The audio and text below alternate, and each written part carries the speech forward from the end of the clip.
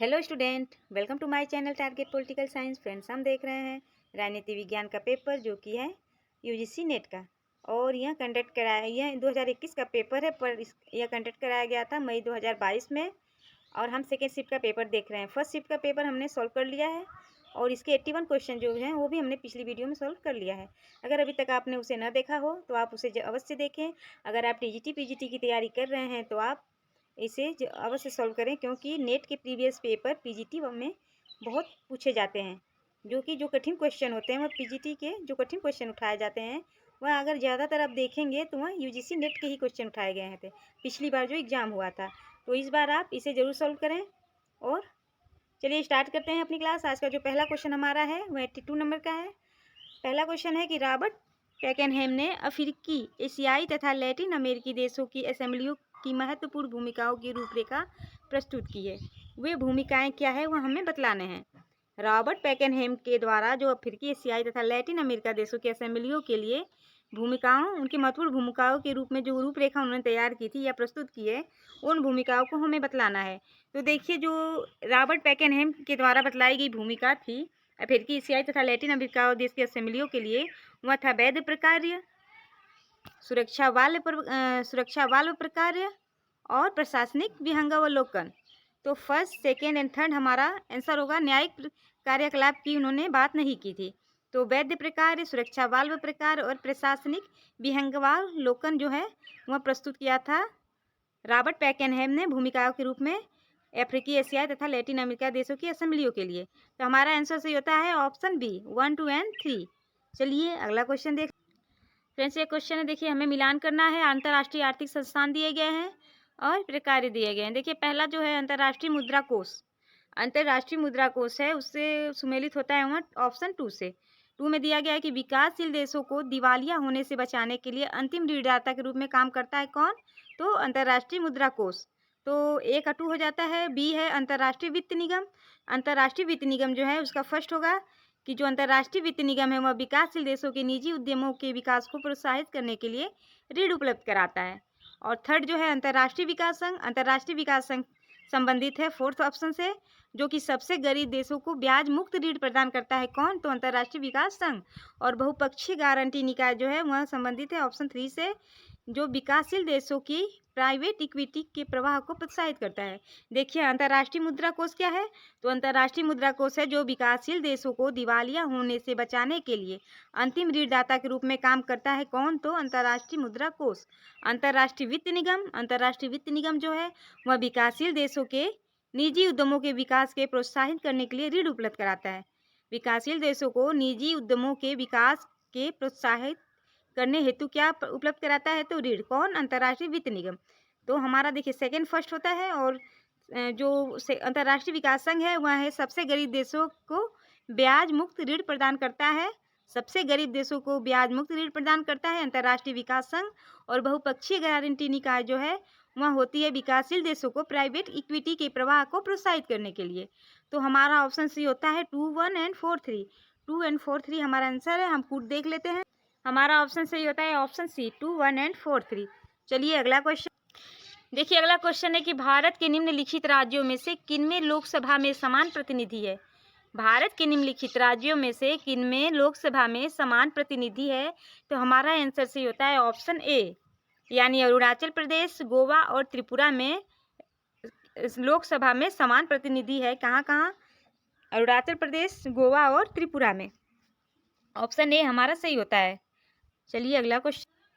सूची 1 को सूची 2 से हमें सुमेलित करना है। तो देखिए ई गवर्नेंस। ई गवर्नेंस जो है वह संबंधित है ऑप्शन 2 से। एनईजीपी से संबंधित है ई गवर्नेंस। पंचायती राज। पंचायती राज का ऑप्शन 1 होगा, जो 73वां संशोधन अधिनियम द्वारा लाया गया था पंचायती राज। थर्ड है शिकायतों का निवारण होता है, तो अम्बुड्समैन यानी लोकपाल। और शिक्षा का अधिकार 2009। तो देखिए हमारा सही होता है 2, 1 एंड 4, 3। ई गवर्नेंस, एनईजीपी, पंचायती राज, 73वां संविधान संशोधन, शिकायतों का निवारण, अम्बुड्समैन, शिक्षा का अधिकार 2009। ऑप्शन हमारा सही होगा 2, 1 एंड 4, 3। हम कूट देख लेते हैं। 2, 1, 4, 3 ऑप्शन बी हमारा सही हो जाता है 2, 1, 4, 3। चलिए अगला देखिए, अगला क्वेश्चन है कि निम्नलिखित में से किस देश में न्यायिक पुनरीक्षण का प्रावधान नहीं है। न्यायिक पुनरीक्षण का प्रावधान नहीं है तो वह है स्विट्जरलैंड। ऑप्शन बी हमारा सही होता है, स्विट्जरलैंड में न्यायिक पुनरीक्षण का प्रावधान नहीं है। बाकी भारत में, संयुक्त राष्ट्र अमेरिका में और यूनाइटेड किंगडम में न्यायिक पुनरीक्षण का प्रावधान किया गया है। तो हमारा ऑप्शन हमें नहीं बतलाना था, तो ऑप्शन बी हमारा सही है, स्विट्जरलैंड। देखिए अगला क्वेश्चन मनरेगा से संबंधित है। तो मनरेगा 2009 का लक्ष्य ग्रामीण जनता की क्रय शक्ति में सुधार लाना है।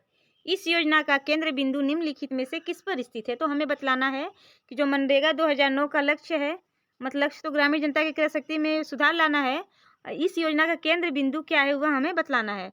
तो देखिए, पहला है जल संरक्षण जल संग्रहण, तो यह सही होगा हमारा, क्योंकि मनरेगा का इसका जो केंद्र बिंदु है इस योजना का वह जल संरक्षण जल संग्रहण है। सेकेंड है पारंपरिक जल निकायों का नवीनीकरण, तो यह ऑप्शन सेकेंड भी हमारा सही होता है। थर्ड है भूमि विकास बाढ़ नियंत्रण, भूमि विकास और बाढ़ नियंत्रण, तो थर्ड भी हमारा सही होता है। और फोर्थ है कि 12 मासी पहुंच सुनिश्चित करने हेतु ग्रामीण, तो देखिए ये गलत है, 12 मासी पहुंच सुनिश्चित करने हेतु ग्रामीण संयोजकता जो है वह गलत है। तो हमें सिर्फ इसके जो इसमें इस योजना के केंद्र बिंदु वही बतलाने थे। तो इसके जो फर्स्ट है जल संरक्षण जल संग्रहण, पारंपरिक जल निकायों का नवीनीकरण, भूमि विकास और बाढ़ नियंत्रण, ये तीनों संबंधित है। तो हमारा ऑप्शन सही होगा 1, 2 एंड 3। ऑप्शन बी हमारा सही होता है 1, 2 एंड 3। ऑप्शन बी 12 मासी पहुंच सुनिश्चित करने हेतु ग्रामीण संयोजकता जो है यहाँ 2009 के मनरेगा से संबंधित नहीं है। चलिए अगला क्वेश्चन है, जॉन रॉल्स निम्नलिखित में से किसमें विश्वास रखते थे। तो जॉन रॉल्स किसमें विश्वास रखते थे वह हमें बतलाना है। तो डिफरेंस सिद्धांत में, हकदारी सिद्धांत में, समतावादी सिद्धांत में, स्वेच्छातंत्रवादी सिद्धांत में। तो जो जॉन रॉल्स है वह देखिए डिफरेंस थ्योरी में यानी अंतर सिद्धांत में, और समतावादी यानी इगेलिटेरियनिज्म में भी वह विश्वास करते थे। तो हमारा सही होता है 1 एंड 3। ऑप्शन बी हमारा सही होगा 1 एंड 3, समतावादी सिद्धांत और अंतर सिद्धांत।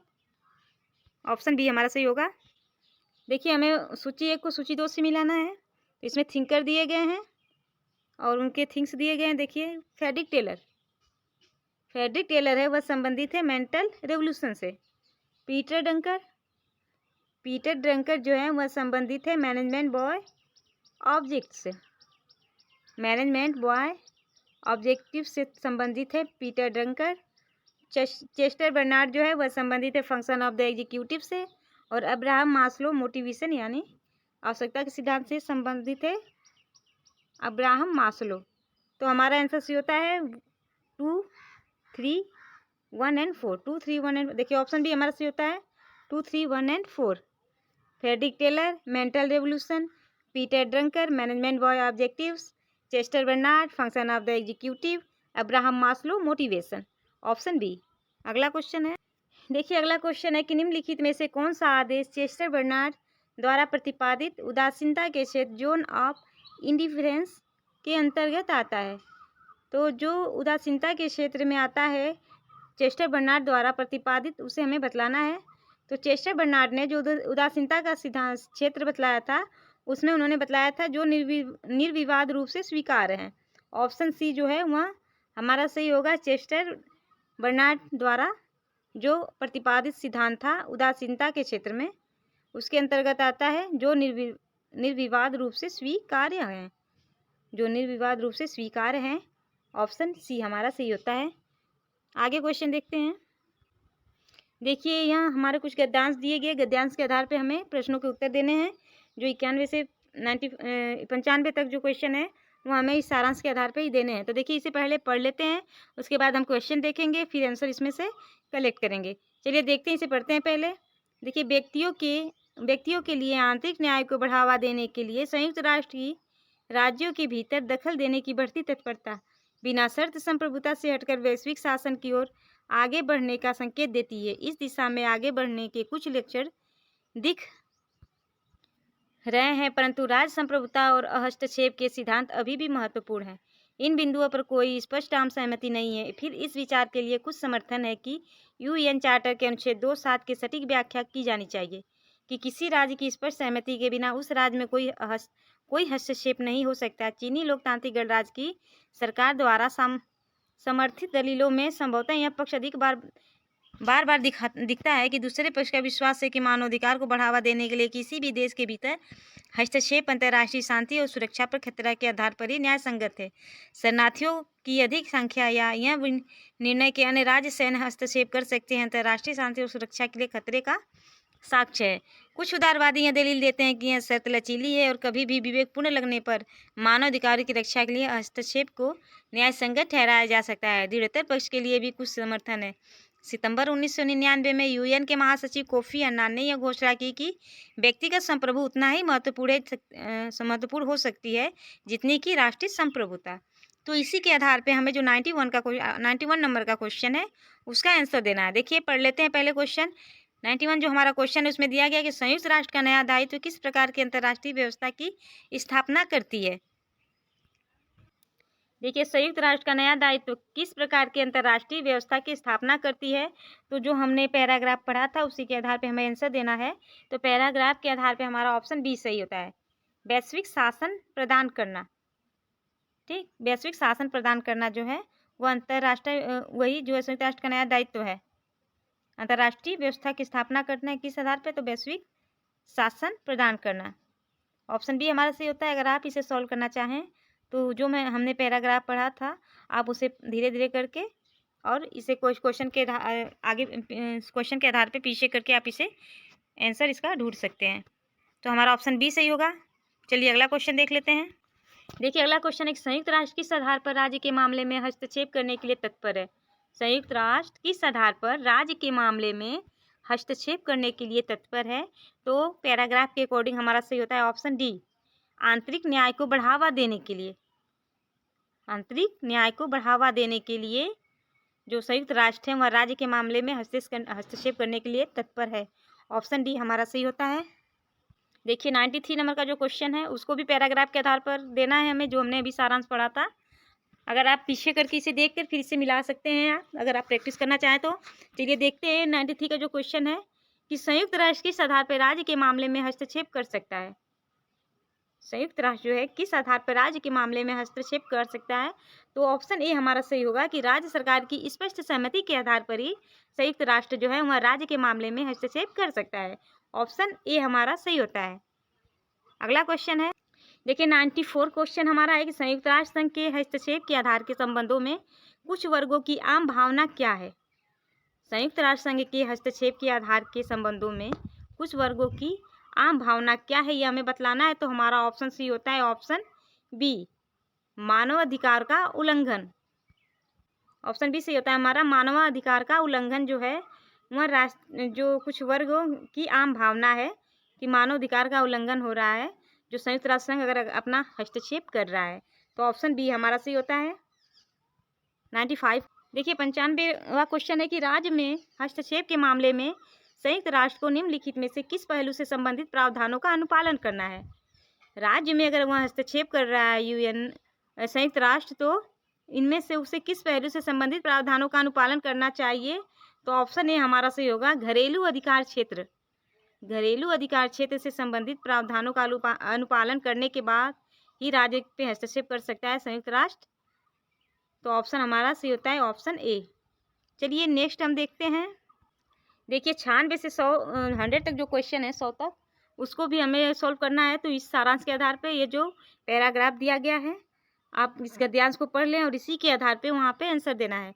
तो अगर आप चाहें तो क्वेश्चन पहले देख के फिर पीछे इसे धीरे धीरे करके देख के आप आंसर अपना सॉल्व कर सकते हैं।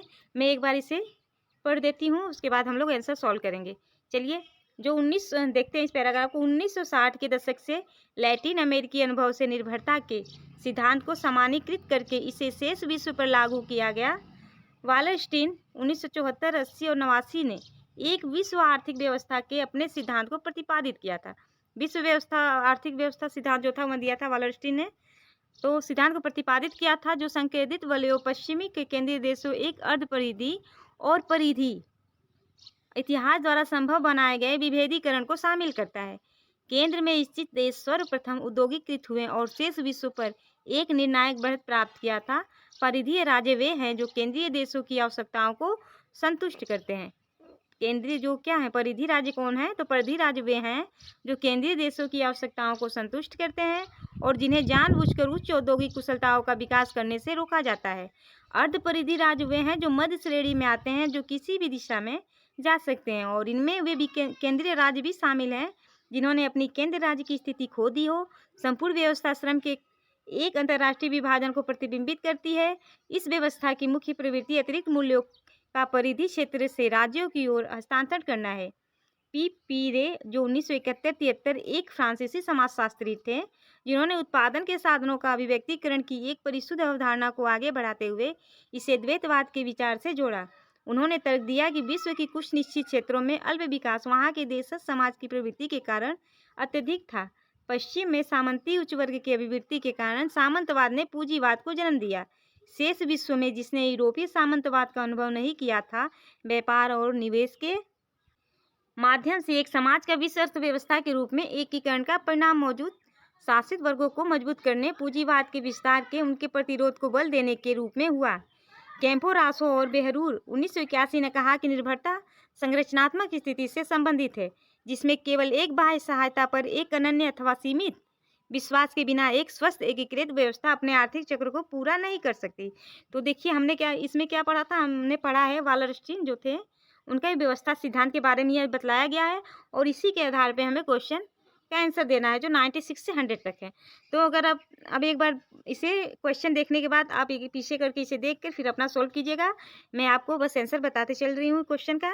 देख लेते हैं, जो हमारा 96वां क्वेश्चन है उसमें दिया गया है कि वालरस्टीन के अनुसार विश्व आर्थिक व्यवस्था इनमें से कौन सी अवस्था को व्यक्त करती है? तो देखिए, हमारा जो ऑप्शन सी होता है, ऑप्शन बी हमारा सही होगा। ऑप्शन बी हमारा सही होता है। श्रम का अंतरराष्ट्रीय विभाजन किया था वालरस्टीन ने विश्व आर्थिक व्यवस्था सिद्धांत में। तो हमारा ऑप्शन सही होता है ऑप्शन बी। अगला क्वेश्चन है कि गैर पश्चिमी देशों की विश्व आर्थिक व्यवस्था में शामिल होने का इनमें से कौन सा परिणाम होता है? गैर पश्चिमी देशों की विश्व आर्थिक व्यवस्था में शामिल होने का इनमें से कौन सा परिणाम होता है? तो हमारा आंसर सी होता है ऑप्शन सी, यानी उनका पूंजीवाद के विस्तार का विरोध करने की क्षमता बढ़ना। तो ऑप्शन सी हमारा सही होता है। आप इसे पीछे करके एक बार पैराग्राफ को पढ़ के आप आंसर दे सकते हैं, जिससे आपकी प्रैक्टिस भी हो जाएगी। चलिए अगला क्वेश्चन है। अगला क्वेश्चन है कि एक एकीकृत व्यवस्था के रूप में निर्भरता के लिए इनमें से कौन जरूरी है? एक एकीकृत व्यवस्था के रूप में निर्भरता के लिए इनमें से कौन जरूरी है? तो हमारा आंसर सही होता है ऑप्शन ए, यानी बाह्य योगदानकारी कारक जो है वह जरूरी है निर्भरता के लिए एकीकृत व्यवस्था के रूप में। ऑप्शन ए हमारा सही होता है, बाह्य योगदानकारी या कारक, ऑप्शन ए। अगला क्वेश्चन है, सेकंड लास्ट क्वेश्चन है ये। उत्पादन के साधनों का अभिव्यक्तिकरण की अवधारणा इनमें से किसकी व्याख्या करती है? उत्पादन के साधनों का अभिव्यक्तिकरण की अवधारणा इनमें से किसकी व्याख्या करती है? तो हमारा ऑप्शन सही होता है ऑप्शन डी, विश्व की कुछ देशों में अल्प विकास की स्थिति। विश्व के कुछ देशों में अल्प विकास की स्थिति की व्याख्या करती है अभिव्यक्तिकरण की अवधारणा। उत्पादन के साधनों के अभिव्यक्तिकरण की अवधारणा विश्व के कुछ देशों में अल्प विकास की स्थिति की व्याख्या करती है। ऑप्शन डी हमारा सही होता है। और आज के पेपर यह लास्ट क्वेश्चन है, निर्भरता सिद्धांत में अर्ध परिधि सेमी पेरीफेरी की अवधारणा को किसने दिया? तो हमारा answer C option B, Immanuel Wallerstein ने दिया था सेमी पेरीफेरी की अवधारणा को, ऑप्शन बी। सो फ्रेंड्स, तो हमारा जो सेकेंड शिफ्ट का पेपर था वो भी यहाँ कंप्लीट होता है। तो आप इसे प्रैक्टिस कीजिए, फिर मिलते हैं अगले देखते हैं किस 2019 का पेपर लेके वैसे आएंगे, देखते हैं उससे सॉल्व करेंगे। चलिए धन्यवाद। अगर पसंद आया हो तो आप इसे ज़रूर लाइक कीजिएगा।